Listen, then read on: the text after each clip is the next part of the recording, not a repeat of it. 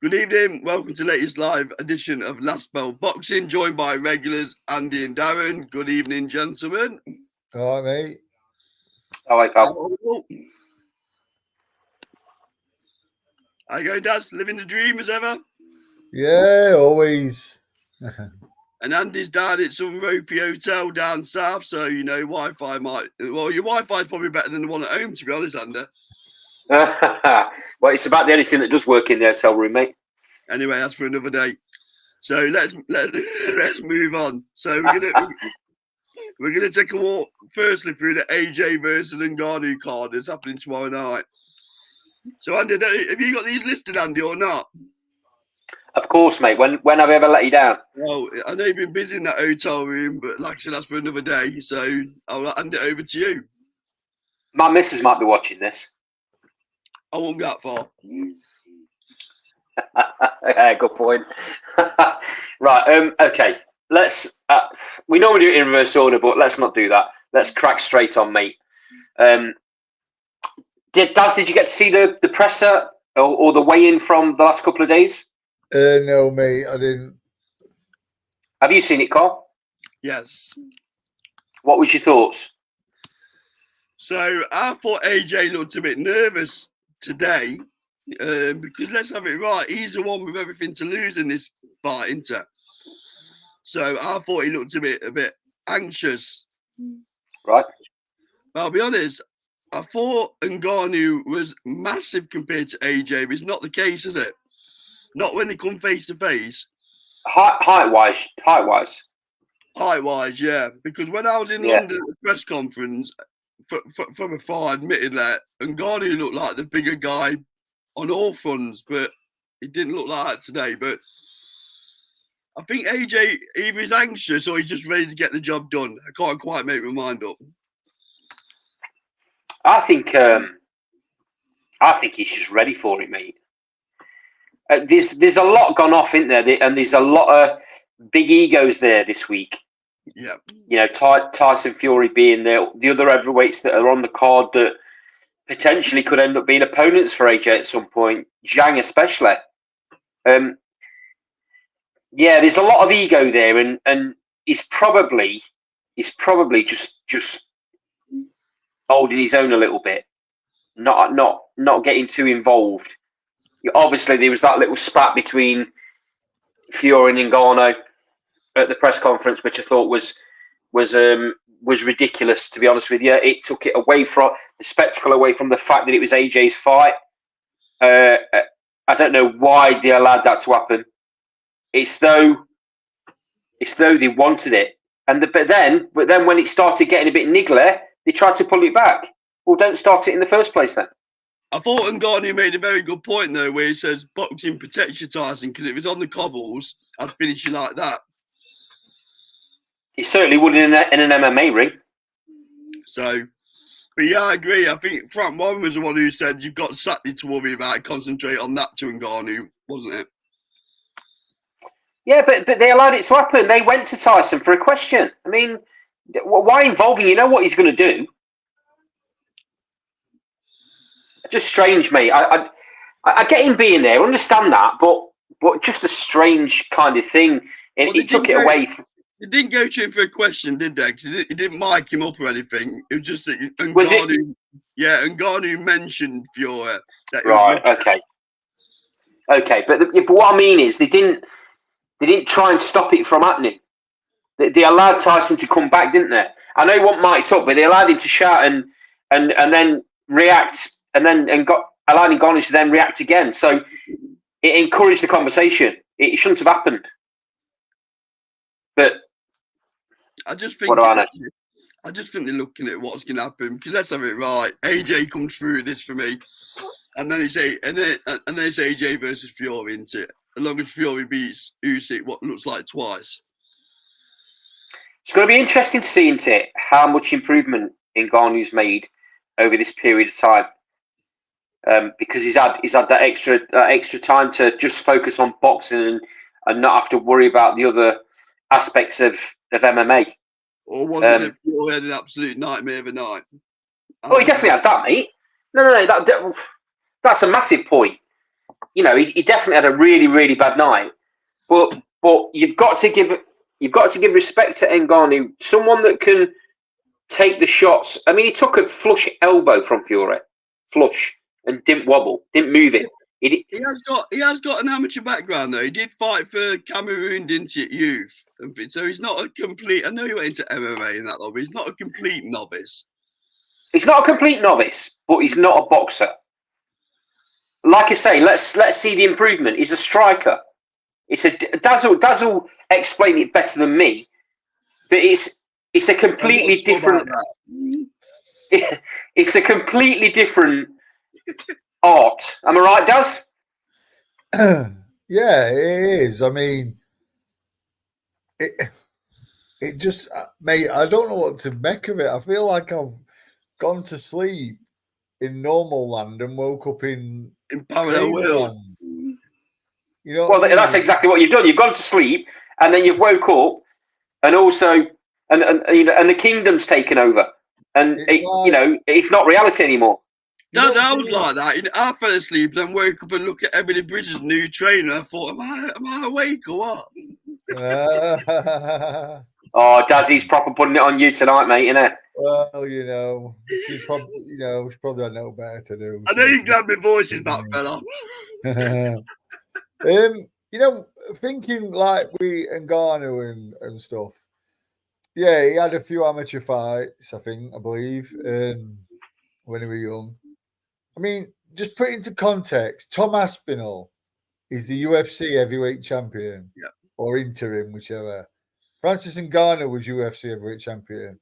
Tom Aspinall actually had a professional heavyweight contest, licensed under the British Boxing Board of Control. What would we have thought if Tyson Fury had fought Tom Aspinall? Would have been going, what? Just like we did. Well, just like we did with Ngannou. That's exactly what I was thinking. That's what I mean. What I'm saying is, Aspinall would probably be more credible, even though he's not. He wouldn't be credible to fight. Yeah, I see what you're saying. Champion of the world. Are you gonna watch this, Daz? Yeah, I think so. Yeah, that's what I mean. Yeah. It makes you curious, doesn't it? Yeah, I'm interested to watch Zhang v Parker, to be honest. I'm also interested to see Vargas v Ball. Yeah, very good. I think some of the bookies have got Nick Ball as favourite, which is we don't know how good he is yet, do we? Let's be honest. Ray Vargas, well, we're going to find out, Cole. We're going to find out, mate, because Ray Vargas is a very, very, very talented fighter. He's lost one fight. Yeah. Do you know what I mean? And that was moving up weight. Yeah, that was for WBC Super Featherweight title. So yeah, I'm interested in that. Definitely. Is the Madrimov against Kurbanov fight still on? Yes. That's a really great fight. You weighed in today, yeah. That's a great fight. Let's go back to Joshua and we'll go down the card. The thing for me is we shouldn't even be talking about these two in the same breath because it's two completely separate sports. The fact of the matter is, though, we are, which tells you the pulling power of Ngannou. Now, yes, he's only getting this shot and this opportunity because of how he performed in the Fury fight. Now, you can argue as much as you want, Fury had a really dreadful night, which he did. Oh, no, he's getting his shot because Deontay Wilder couldn't beat. Because Deontay Wilder got beat. Because it would have been Deontay Wilder jumping in with Anthony Joshua. Well, yeah, okay, yeah. The point of the matter is, if Ngannou had lost in a round or two rounds against Tyson Fury, you would never have heard from him again in the boxing ring. He would have gone straight back to MMA. You can imagine, though, because if Wilder would have knocked Parker out, it would have been him, no matter what happened with Ngannou. Yeah, I get that, but Ngannou would still be floating about, Cole. He would have got another big fight instead. But he would have got AJ, would he? Not right now, no. But who's to say he would have got AJ next? He wouldn't have, because it was all signed for him to fight Wilder. It was signed.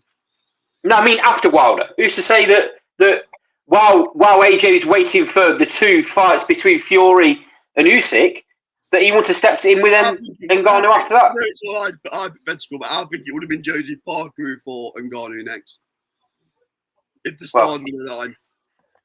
I mean, at the end of the day, you've got to give Ngannou credit. He's gone in against the person that everyone believes is the best of this era, or the majority of people believe is the best of this era in Tyson Fury. Fury had a bad day. He was awful, but even so, even a bad Tyson Fury should have dealt with Ngannou. Yeah. On levels, do you know what I mean? But he's held his own, mate, because of how tough he is. So for me, this whole fight, Joshua should deal with it. But this whole fight is about how much has Ngannou improved since that last fight. If he's improved drastically, then we're in for a really good night, aren't we? AJ's talking about meeting him in the ring and going for it. Meeting him in the middle of the ring and going for it, which is probably not the best tactics, but if that's how he thinks he's going to, I get the impression that he's going to try and fight at a bit of a higher pace and try and wear Ngannou down a bit. Well, that's the only area where I can see Ngannou improving. That's conditioning in terms of going over the 10 rounds a bit better than against Tyson Fury. I can't see him improving technically, not in the short space of time. So I think the only improvement you might see is his stamina over the 10 rounds. I'll be surprised if we see a knockout in this fight. I think tactically it'll be a bit of a standoff to begin with, and I think you'll see it go. I think you'll see it go the distance. Yeah, I think he goes the distance. Yeah. About you, Daz? Yeah. I hope it don't, because I don't think it's great. I don't either. I don't think it's great. It weren't great that he went 10 with Tyson Fury. If he goes 10 with Joshua, it's a bit of a. I mean, listen, if Joshua stands off him and jabs his head off all night, I still don't think that's great. This guy's a novice. Do you know what I mean? I mean, this guy won't even be picked as a sparring partner. Yeah. Do you know what I mean? It's embarrassing for the sport of boxing, isn't it? This guy can jump in with the so-called lineal champion, like he calls himself, and then AJ, who's up there as well. Yeah, it's only happening, mate, because it's happening in Saudi Arabia. Course, yeah. That this fight would not happen in the UK because the money won't be there. Yeah, I mean the biggest credit you can give Ngannou is he's put himself in a position to have 2 fights. If he never ever fights again after Friday night, he's made for life. And I respect his backstory, and to achieve what he's achieved, you've got to give the guy a nod. But just as boxers wouldn't be able to waltz into UFC and start destroying their top fighters, there's no way a UFC fighter should be able to waltz into boxing and start hanging with the top players in that. I'll tell you what as well. All I'll say is I can never recall any mixed martial artist wanting to share ring with Lennox Lewis. Yeah. Yep. No. Do you know what I mean? It says it all, really. I mean, let's take any fighters from Lewis's era, and I mean they put Ngannou away inside 4. Ray Mercer, David Tua. The only thing I would say though, Dad, is UFC wasn't around then, and mixed martial arts had nowhere near the profile that it has now, right? For money generation. It was around then, Cole, just not at the level it's at. UFC wasn't around, was it? Mixed martial arts was, but UFC wasn't. UFC under a different form. Not the same commercial power. No, I'm not sure about. I mean, Pride. Pride Fighting Championship's been around for quite some time. I mean, obviously you got your Rampage Jacksons in that. I mean, listen, probably one of the greatest heavyweight mixed martial artists around at that time were I mean, I think Fedor Emelianenko were around at that time. Maybe when Lennox were back, you didn't hear him calling to get ring with Lennox. Do you know what I mean? It just thingies with me. You know, I just wish we could go back to that Lennox Lewis era. Unfortunately, unfortunately, that ship sailed, mate. It has, mate, and it is what it is. It's for the detriment of boxing. Yeah, money talks, mate. Money talks. Let's not kid ourselves, Dad. If Lennox Lewis had offered the sort of money that Fury and JJ are picking up to fight the MMA fighters of his day and jumped in, wouldn't it? Let's not have it right. Yeah, but I don't think they'd have been going 10 rounds with him. No, I'm on about though. It's a spectacle. It would have happened, wouldn't it? Yeah, probably. Yeah. The money that's on the table is ridiculous. It's ridiculous. It's life changing for all of them. AJ crazy. It's crazy. $50 million, and Ngannou's getting 20 million. So it's been reported. I mean, crazy money. Crazy. I mean, I'm obviously more interested in some of the undercard fights. There's some brilliant clashes on this card.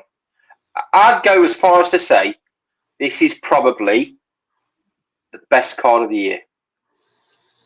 Well, that's your trade-off, isn't it? That's your trade-off. We have to have a silly main event to get the undercard that we're getting. So it is a trade-off. Yeah. You'd never get this undercard in the UK. No, absolutely not. I mean, it's been complete. It's gone completely under the radar. But there's 2 world title fights. Yeah. On this show, cool.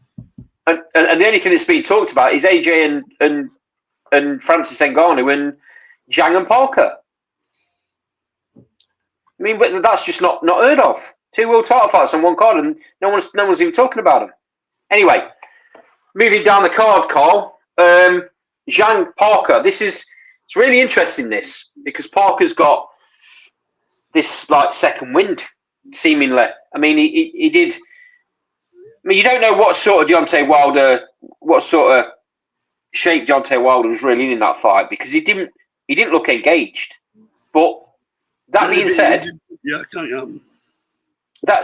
that. That being said, it's still Parker, but it was Parker's tactics that won that fight. The first 6 rounds of that fight, he basically told Wilder, "You're doing nothing in this," and Wilder lost interest. Because he knew he wasn't going to get near him. So you got to give him credit for the tactics that were employed. He had to still go out there and do it. And it's going to be very interesting. Obviously, Zhang's dangerous, mate. He don't go nowhere. And clearly it's very hard. This is a very, very interesting fight. I don't even know if I can call it.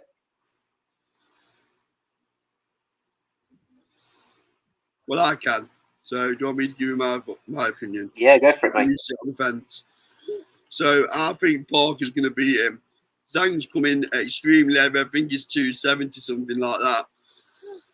And I think Parker will just keep at his way. Good footwork. I can even see him. I'm leaning towards a points win for Parker, but I think Parker may also stop him late.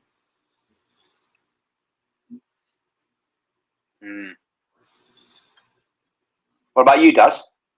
I think Parker's going to win on points. I think he's going to employ the exact tactics what Carl just said. As much as it pains me to agree with Carl, I'm going to have to. It's where the knowledge is, kid. Oh dear! I think Carl's had too many bottles of water today or something. Oh yeah, I mean it makes sense what you're saying. Why would you stand and trade with someone as heavy as that? That it's as hard as that. He's going to keep out of the way in boxing too. Clearly, Parker's not a massive banger, so why would you stand and trade with one? If you look at it like that, and he does as well as he did in his last fight, sticks to the tactics, then yeah, I suppose there's no way he shouldn't win this on points. So I'll go along with you boys. WBO interim fight as well, so it gets him in a great position. Well, it should make him mandatory because Zhang was mandatory. So obviously he's going to be hanging around a while, unless they force after that first Fury Usyk fight, unless they force it and they lose, and they have to get stripped. One of them to get stripped. But yeah, very interesting. Okay, moving on then to what is a intriguing fight. I think is the best way to put it. Ray Vargas against Nick Ball. So obviously Ray Vargas is the WBC featherweight champion. Only lost once, and that was last time out when he went up weight to try and become the super featherweight WBC heavyweight champion. It's the super featherweight WBC champion against the Shaki Foster. So that's his only loss on his record. Vargas is very good, mate. I think Warren called him the best featherweight in the world. Not sure that's the case. But even so, he's a very, very good fighter. And this is levels for Nick Ball. He's been nowhere near anyone of this quality. He's going to have to fight out of his skin to get anything out of this fight. I've had a question mark against Nick Ball. I don't think he's big enough. He struggled getting inside last time out. He's very strong. He's very strong, but he's very small for the height-wise. He's very small for the weight. I can see Vargas picking him off, if I'm being completely honest, if I'm being brutally honest. I hope he comes of age and it's his best performance and he shows me wrong. But I've not seen anything from Nick Ball that makes me think he troubles Vargas at all in this fight. Gaz, what are you thinking? I think Vargas, like you said, makes levels. This is probably Ball going up 2 levels here. Yeah. You know, If not more. Yeah, could be more. Like you've said, I echo that. Listen, he seems like a really nice kid. I hope he pulls it off. But Boxing Brain says that I think Vargas will bust him up. I think we'll see a corner retirement or something. I think he'll just mark him up, slashing shots, rangy shots. I think he'll end up stopping him. Probably. I've seen nothing that makes me think Nick Ball has learned enough movement to get inside. He kind of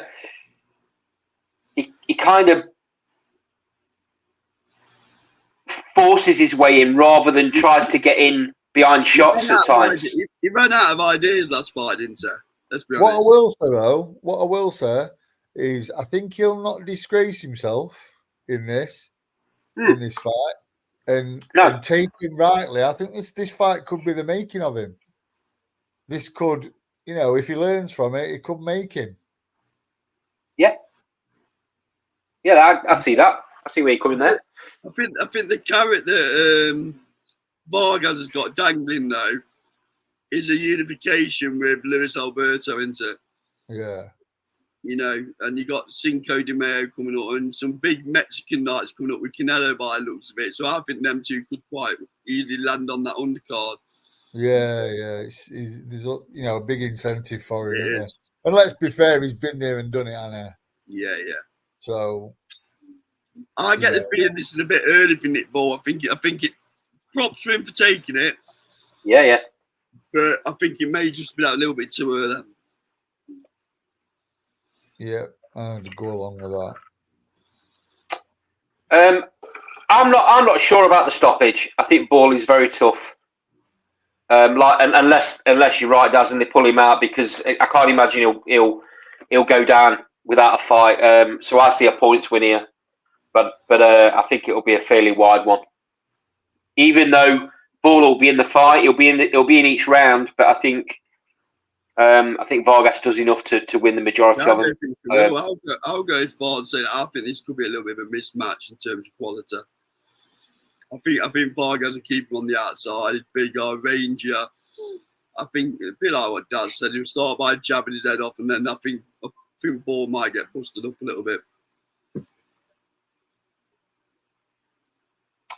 Okay, moving on. Okay, so the next fight is for the vacant WBA World Super Welterweight belt. Israel Madrimov against Magomed Kubinov. This is a quality fight. Looking at and fights and on paper, you'd think Kurbinov's the favourite here, but that can be a little bit deceiving because Madrimov's an absolute beast. I think he'll do these two fighters no harm whatsoever to be on the world scene, to raise the profile, because one thing it is lacking is the profile worldwide through no fault of their own. No, it's about where they're from, Carl. Unfortunately, there's no massive promoters out that way, and unless they get picked up by one of the real big boys, they're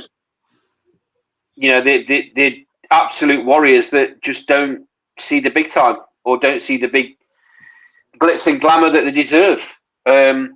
This could be fight of the night. Yeah. This could be fight of the night. It's a great fight. This for me. Daz, how do you see it panning out? To be honest, mate, I don't really know a lot about either of them. I'm a bit ignorant towards them. I've heard of Madrimov, is it? Yeah. And I believe he's favourite. Is he favourite to win? I think it's hard to say.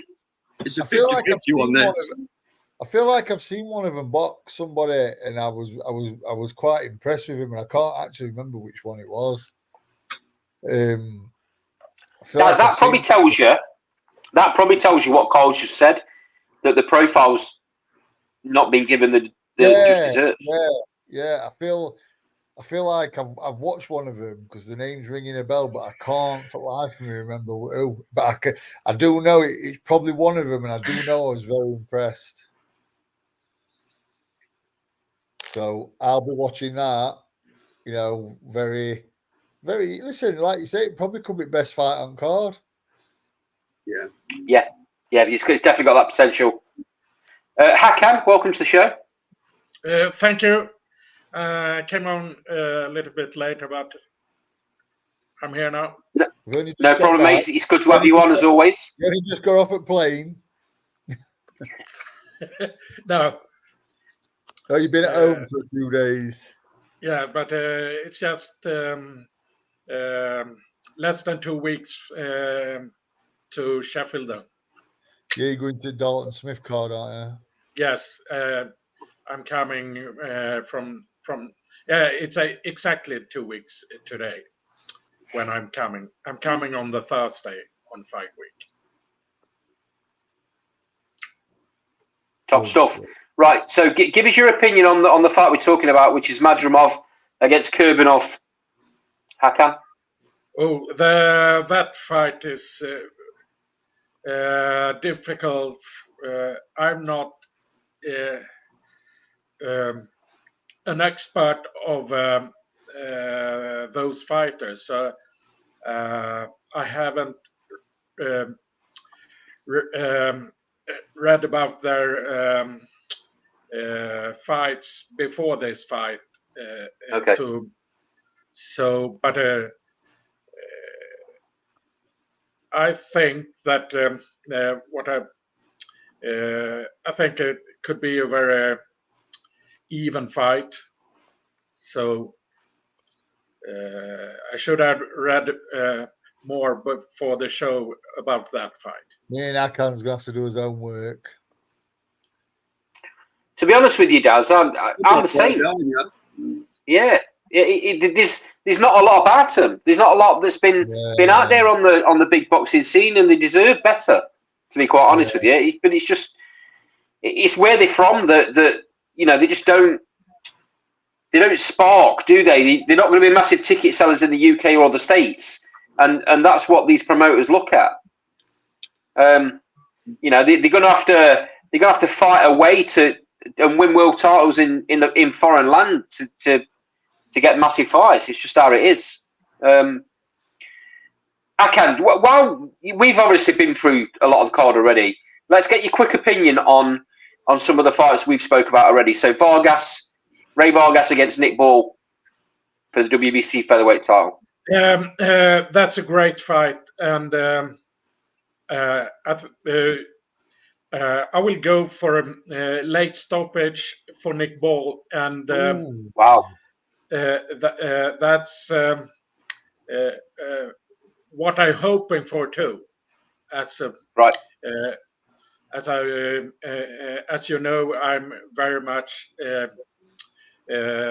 supporter and fan of the UK fighters in general. How much does it cost you for the pay-per-view in Sweden?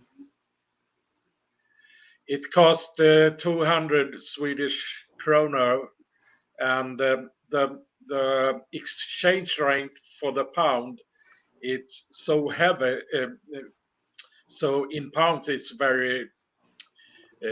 I think it's 13 pounds or not, but that's a lot for the exchange rate from the Swedish krona to the pound is 13.5, but it used to be around 11. So right, okay. So, but subscription of DAZN monthly or have annual for a year is much cheaper here. There aren't so many subscribers here, and pay-per-view is also a lower. So I think an annual subscription for a year, I had that, and I paid just 590 kronor for a year, and that's with next payment will be more 950, but it less. If you pay for a year in one payment, it's less than £10. Very good. Crazy. Okay. Next one off your Hakan. Zhang, Joseph Parker. This fight I have predicted on other shows and on Twitter, so I stay with my prediction, and my prediction is fairly comfortable, unanimous decision for Parker. Parker's he's coming to a new lease of life, hasn't he? It's quite surprising. I think it is anyway, because he looked like he was done. He looked like he was done at top level boxing. All of a sudden, something seems to have clicked. Yes, I went to Manchester when he was on the undercard January last year when he fought.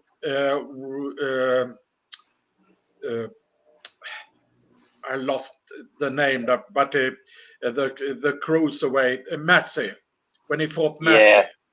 Jack Massey. Yeah, not a great performance, was it?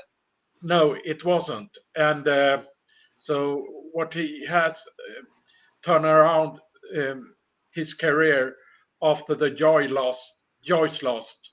That's a pretty amazing. And I did predict him to beat Wilder when they fought before. It's really interesting that the tactics that his team are using, and that is that they're training early hours of the morning and midnight, early hours of the morning, completely switching everything up to suit. And they did it the last fight as well. They're training at the time that the fight's happening.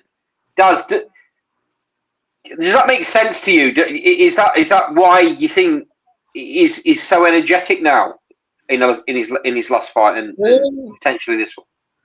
Yeah, it could be. It could also just be a mental thing. Yeah, but it worked against Wilder. So why not keep doing what you're doing? Can you understand the thought process behind it? Yeah, I mean, Naz used to do it. Naz used Right. to do it when he fought in America and stuff. He used to like do his sparring at the times that he'd be fighting and stuff like that. To be honest, mate, I think Naz used to run at daft hours at night anyway. I think he used to go running at like 12, 1 o'clock in the morning, Right. then go to bed. But yeah, he's not the first fighter to do stuff like that. No, I'm sure. It makes sense, doesn't it? Really? Yeah. I thought Yeah, great.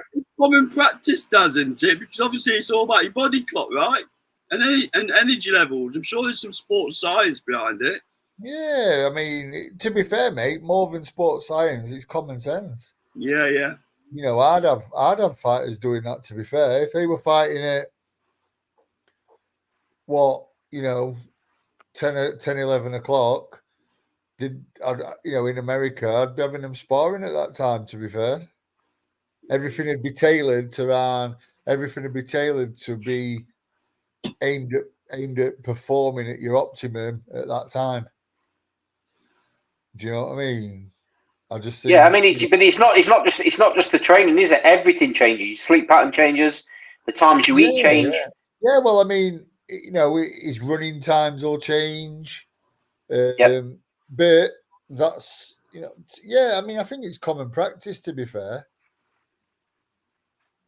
what I mean? I'd do it. I'd have fighters doing it. To be honest, if a fighter were boxing at 10. I mean, even at lower level, really. I mean, I like fighters who are fighting at like 8, 9 o'clock. I like them to spar at like 6:30, 7. Very rarely do I like them to be sparring in the morning. Yeah. Through a camp. Sometimes it's needs must. Obviously with his work and stuff, but I think sparring at the time that you're due to fight near enough or around that time is quite a good thing to do. Absolutely. Last one then I can, and obviously there's the main fight. Do you give Francis Ngannou any chance against AJ?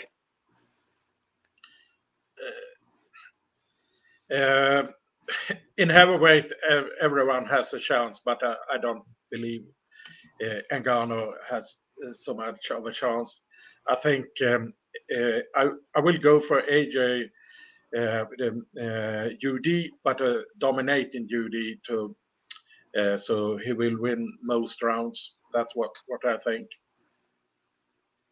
Okay. I don't think AJ will take too many chances that Ngannou could hit him hard. So I think we could see a similar that Ruiz second fight,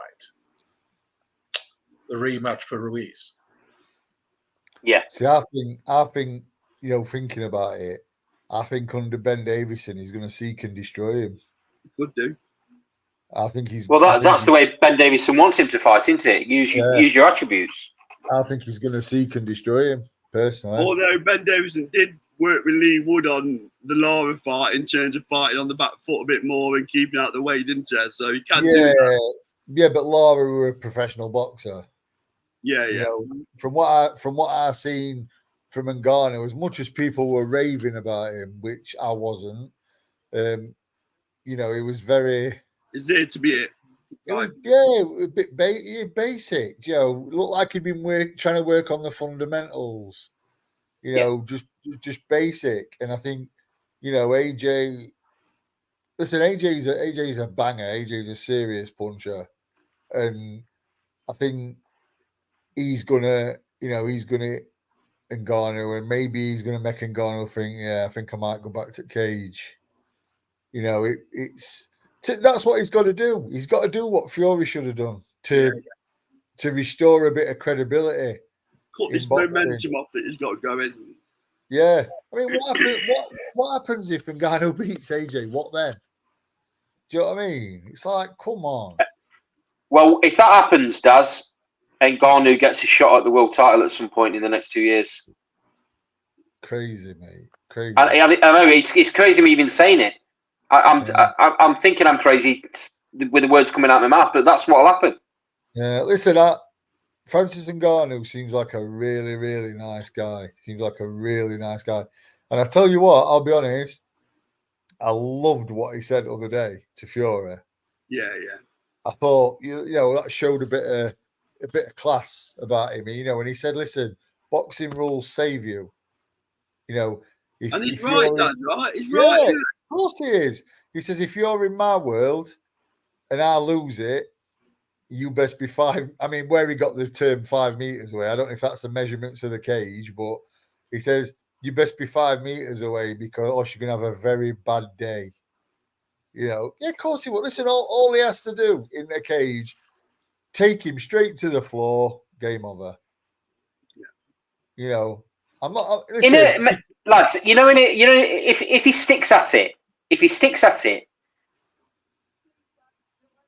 in a number of years, we could be saying he's a freak of nature, a one-off that's managed to become the best in one sport and then become the best in another. Who knows? Right now, though, that's obviously not the case because I can't see that. No, I can't. Well, I don't know. You know, maybe you might be right, but I mean, I'm thinking that on Saturday we're going to wake up on Saturday morning and we're going to be like, yeah, you know, obviously, listen, I hope Francis goes home to his family safe, but yeah, you know, and it's very rare I say this, but I think AJ's got to make a bit of a statement here and send him back to cage land, if I'm honest. Well, if AJ does make a statement, if AJ deals with him in convincing fashion, it doesn't look very good on Tyson Fury last time out, does it? No, and you see, that's another incentive for AJ. But it builds that fight, don't it? Because then people all of a sudden start thinking AJ's got a chance against Fury. Of course it does. Listen, Francis Ngannou is a very, very dangerous individual. There's no two ways about that. And all you have to look at for that is look how quiet John Fury's been around him. Yeah. There's no taking your top off offering him out, is there? Because I think you'll get accommodated.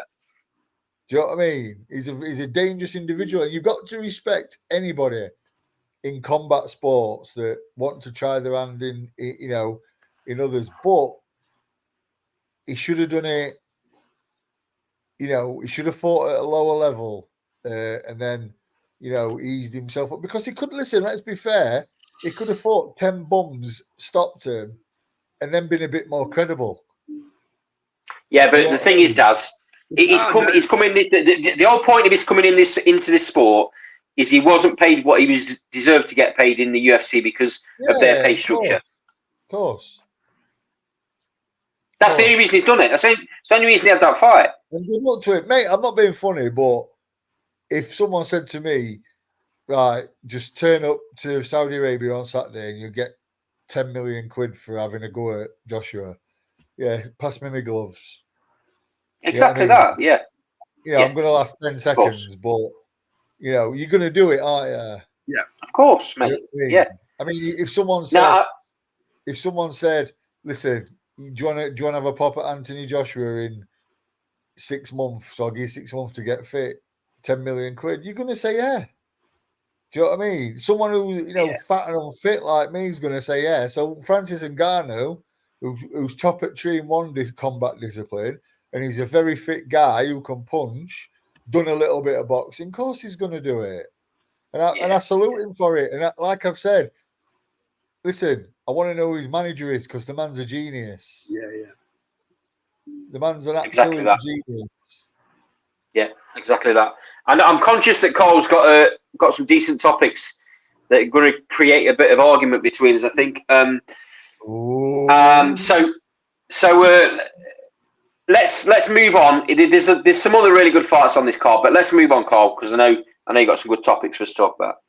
Right, so this one not officially announced yet, but at the weigh-in today, you had him, I knew you'd do you had that. them squaring off against each other, and it's nearly official by what Eddie Earn's saying. He just got a few things get left over. I'll go first. I find this one quite insulting. I just hope Manny Pacquiao's getting an absolute shitload of money to jump in with Conor Benn. But talking about Wembley Stadium, well, how can that happen? Talking about waiting for this decision from the appeal, how long do you have to wait for? But I would suggest if they're getting them facing off at the Riyadh, it's going to happen, isn't it? Do you believe it will be an actual fight and not an exhibition? You're talking about exhibition wasn't mentioned anywhere in the conversation. You know what this smacks of, Carl? Amir Khan against Marco Antonio Barrera. Yeah, and Conor Benn has the audacity to say in an interview, "It's my time now. It's my time." Oh. It's wrong. This fight is wrong on so many levels. Unfortunately, Manny Pacquiao is a fighter, and he's not going to turn. I'm sure they're going to pay him an absolute boatload of money. He's not going to turn it down. They dangle the carrot there. He's going to take it. You could argue though, Andy, he's a politician now, not a fighter, couldn't you? Well, he is. That's exactly what he is. I mean, you look at him the last couple of times, aren't me? Yeah. He's not even a shadow of his former self. What annoys me about this is the camp, Ben Camp, make all the noise that it's his time and he wants the best. He wants to fight the best. He wants to become world champion. And then they try and make a Pacquiao fight. Goes completely against everything they've just said. How's this progressing him towards world level? Well, that's what I was going to say. I honestly think they don't know what to do with him. The problem they've got, Carl, is you can't keep fighting him at 2:00 on an afternoon in a tiny arena in the States. That's doing nothing for his profile. Yeah, they're doing it so that it's prime time in the UK, but it don't look good. If you don't, in a tiny arena that's half empty, it don't look good. The thing I don't understand is if you don't sort this appeal out and get it, which I understand has been heard a couple of weeks ago, he hasn't got a market in the UK because he can't box. So I just don't understand. I don't understand the strategy behind it. No. What do you think? Pacquiao, what's your take? My take is I don't think I will watch the fight. Maybe I will watch some of the undercard fights and then switch off. And why Very is short and sweet, mate. What? Akan, is that in disgust? Yes. Fair enough. We've all given our opinions, Hakan, over the last 2 years, whatever, how long it's been, about Conor Benn and the whole situation. Not really heard you say too much about it. I mean, what has he got to do to get credibility back? I think they need to sort out with British Border Control about his license in the UK to have to sort out everything about the doping he was caught with for the Eubank Junior fight 2 years ago, and clear that before he will not have the people's the fans will not get behind him after that is sorted. 100%. I saw your reaction when Cole put the banner up at the bottom. That probably tells me everything you're going to say, but take it away, mate. I'm going to skip my turn and let my dog out for a shit. Yeah. I didn't think I was going to say that, did you? Me, honestly, I'm like, you know, I despair with it, mate. I will say something though, and I truly believe this. If Manny Pacquiao has got anything left whatsoever, Conor Benn gets knocked out. The thing is, how old's Pacquiao now? I don't know. He must be 40. Older than that, I think. Yeah, I was going to say he's older than that. Yeah, he's older than that. He's not fought. He's not fought anyone. I mean, you've got to look at what's Conor Benn, 25, 26. I'm guessing now, but I think Pacquiao is around 48. 45. Jams Boxing says. Good evening, Jams. Okay. I will say, and honestly, even at 45, if he's got anything left, and you know, if he's got 60% left to himself, Conor Benn gets knocked out. I'm going to get you a Conor Benn t-shirt for Christmas. Just made my mind up, that. Yeah, I don't think mind you, if I run out of toilet paper, I mean, the thing is, right? The thing is, even if Conor Benn goes in there and destroys Pacquiao in a round,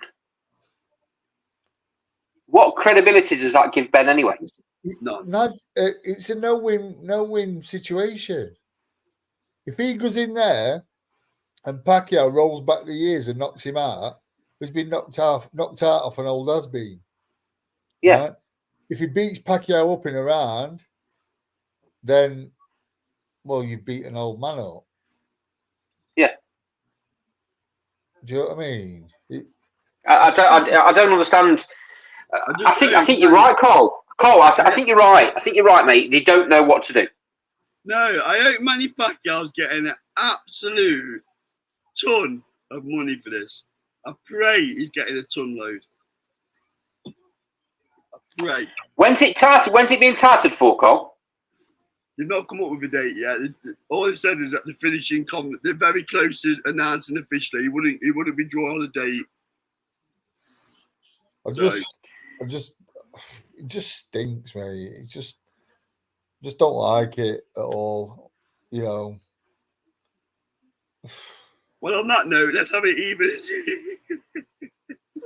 Let's have it even. Mate, hold on, wait. Let me warn Daz before you put this next one up, because Daz is likely to get up and walk out. Well, we can't have something worse than that. Sure, oh, we have, and I know where it is. For fuck's sake. Dad's gone before I put it up. Oh, mate, I feel like I'm going to be sick in my mouth if I say it. Are you ready? Big announcement. No, don't do it yet. Don't do it yet. No, listen, you're talking about someone. Oh, for fuck's sake. If boxing can't get any further into disrepute, here we have it. Mike Tyson versus Jake Paul set for July 20th on Netflix. But don't worry, people, don't worry. Because it ain't going to be pay-per-view if you're a Netflix subscriber. So I'm sure that reassures everybody. So I'm sure you subscribe to Netflix, so you know the panic's over. You haven't got to find any more currency from down the back of the sofa. I'm not a subscriber to Netflix. Oh, you will be now, though, won't you? So it will be like a pay-per-view for me. But I will not watch it. I don't know where to start with this one, because why is Mike Tyson doing this? Money.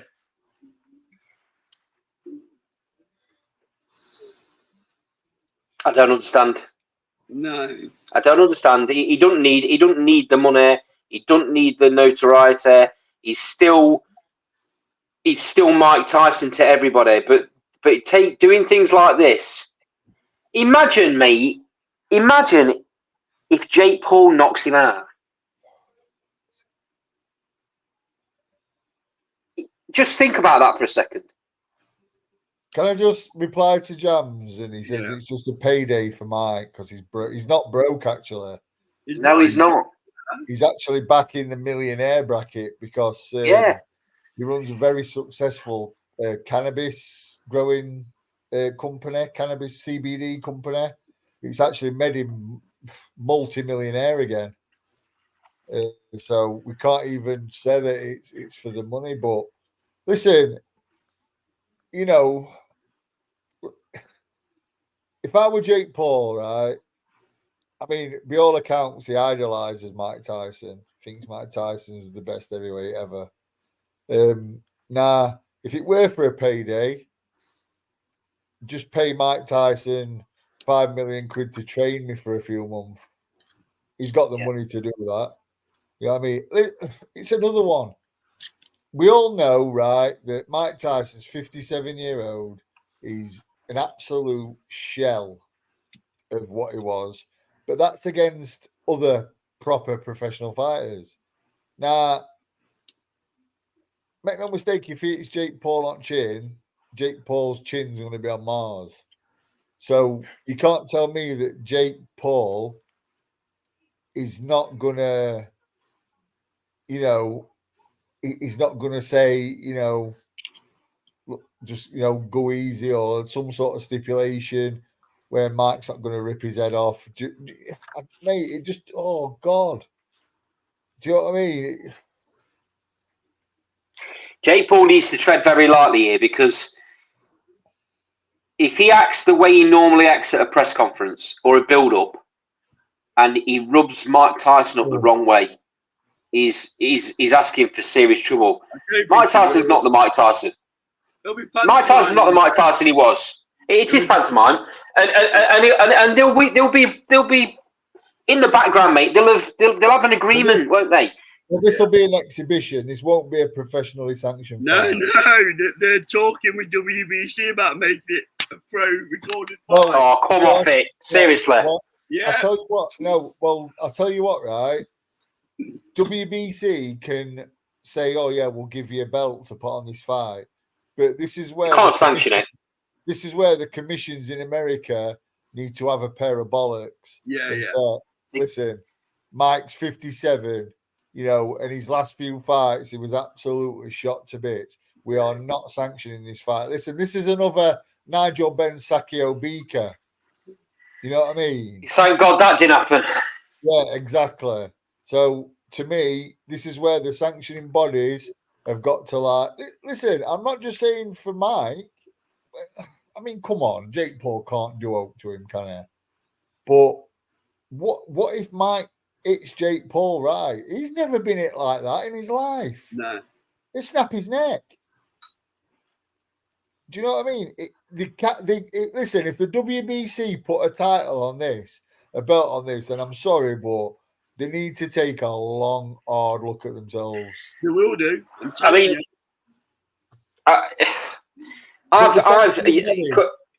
the sanctioning bodies need to stand together and say, listen, I don't care where you put it. Even Saudi needs to say, listen, no, we're not that's not being sanctioned. No. It's just a joke. I've gone in very, very hard on Jake Paul every time his name comes up in this show. Because it's all smoke and mirrors. He's fighting. The only person he's fought with any real boxing ability, he got beat by, and that, you know, and let's have it right. He probably doesn't win an English title, and he doesn't win an English title right now, Carl. No. So, what really frustrates me though is I actually think that Jake Paul could make a really, really, really good promoter. I think he could be the best promoter in boxing if he focused on that. Because he pays people the right way. He looks after people. Yeah. Unlike other promoters that once you're not making any more money for them, you get tossed to one side. That's the brutal reality of boxing, unfortunately. Jake Paul looks after people. What he did for that girl that was meant to be fighting Serrano is unbelievable. Mike, yes, when they paid the full payment for the fight, when the fight was cancelled a couple of hours before the fight, and paid the crowd 100% of the tickets. Yeah. Absolutely amazing, mate. MVP for that. Absolutely amazing. So commercially, he's very good in tech. Commercially, let's say it right. The way he's built, but he should be nowhere in terms of money, this not fighting money. Yeah. This smoke and mirrors thing, though, Carl, about in putting a pair of gloves on and all that, and you can't be taken seriously calling out Canelo after your last fight and then making a fight with Mike Tyson. You talk like I agree with what he does. I don't. I've never said I agree with what he does. I just think he's a very good promoter, but he needs to stop fighting. I agree with that. He just needs to stop fighting, but it disappoints me because if the boxing world give him oxygen, they give him oxygen. Don't tell me Mike Tyson needs a fight. I know. Listen, everyone needs money, but it's just ridiculous. Mike Tyson, an icon of my boxing education growing up, jumping in with him. So, we've got a comment. Can anyone imagine a hybrid cross mix between Terence Crawford and Jaron Ennis, but as a heavyweight boxer? Be a decent I don't understand fight. that. Read that again.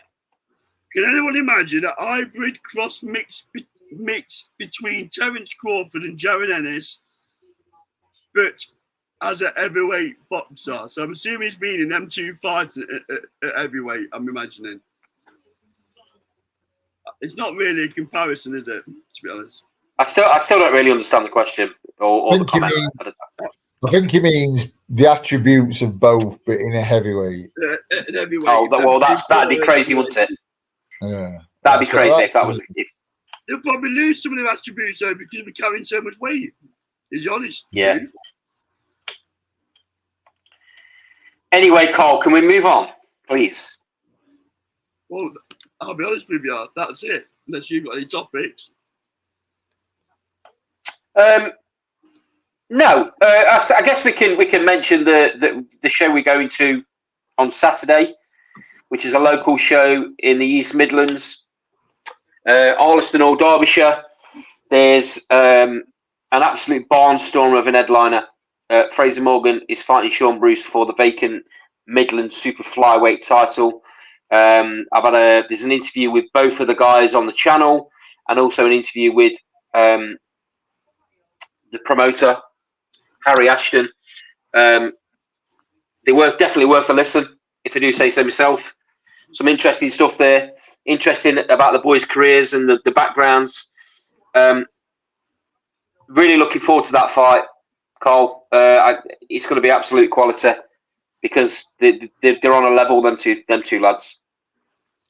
They faced off, didn't they, in Leicester last week? Yeah.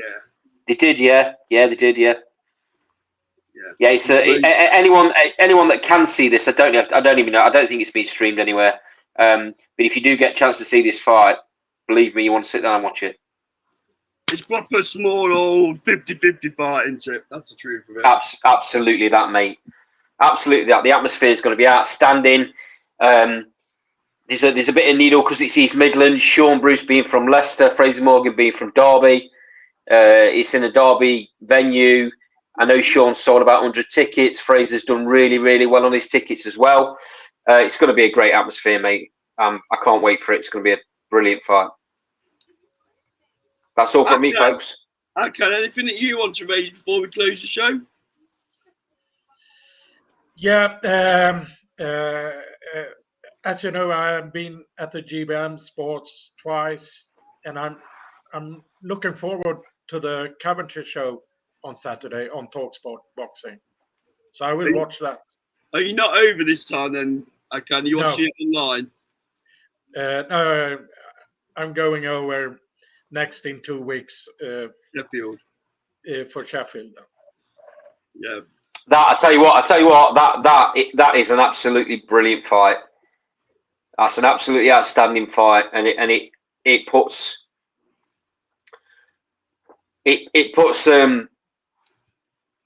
the world scene at Dalton Smith's feet. Yes. If you win, you mean? Yeah. It's a very difficult fight, mate. Yeah, and when we talking about that card, I was very happy to see Liam Cameron get a shot at the Matchroom show. Yeah, it's been added to an undercard, which is great for Liam Cameron. You know, his story, you know, the way he's come back from what happened to him is just fairy tale stuff, isn't it? Yes, and I did purchase my tickets from Liam for the GBAM show. So I have a connection with Liam, and hopefully I will meet him at the weigh-in. Well, hopefully, when we're in Sheffield, you'll find your sterling currency and get yourself to the bar this time rather than hiding away like you did last time. Yes, we will do that. If will you be there? Not just on the fight night for the weigh-in, or probably for all fight week, to be honest, because Sheffield's not far for us. So okay. Probably all fight week. Yeah, after the weigh-in, we can catch up. No problem. Darren, anything from you before I bring the show to an end? No, mate. No. I'm still reeling from them two mad subjects. I know. I thought it'd cheer you night up. Quick shout out to everybody on Instagram. Thank you for joining. Thank you for the questions. Thank you to everybody who's contributed in Sidebar on Twitter and YouTube. Thank you to Daz for giving us some of his time. Now he's a celebrity. Thank you to Why am I a celebrity? Well, you are, Dad, aren't you? Don't be humble. Listen, tell that to me bloody alarm clock in morning at 5 o'clock when I'm going to get to work. I'm welling up now, Dad. I'm welling up. You know what I mean? Listen, this training, like trainers, like mate, it's not all. I've got a new nickname for you, Metcalf. Got a new nickname. Go on, let's hear Your name's Celebrity Coach now. Oh God. Yeah, Celebrity Coach. That's what we're going to call you from now. So can you change your email address and everything? So Celebrity Coach. Yeah, I'm thinking it's a good marketing angle, Daz. You know what? I'll stick to my marketing angle. Let performance and my fighters talk. No problem, Celebrity Coach. I can. Thank you for joining, fella. Well, I'll tell you what. Before you go, seeing as I'm a celebrity coach, you're buying me beers. I'll buy you beers. No problem. I might nip to weigh-in actually, Dalton's weigh-in if I'm at gym. I'll tell you right now, Daz. Cole's never put his hand in his pocket in his life. You're having a laugh, Andy. You and he swore then. Well, too many bloody condoms in it. That's why. We're not all on Celebrity Coach's salaries, though, are we, Daz? I tell you what, I wish. No room on your T-shirt with all your sponsors. But anyway, moving on. I'll try again. I can. Thank you for joining, fella. Okay, we'll see you next week. Thank you. Port Sheffield. This has been Last Bell Boxing, proudly sponsored by SC Travel and LW Liftons. We'll see you next week at 7. Take care.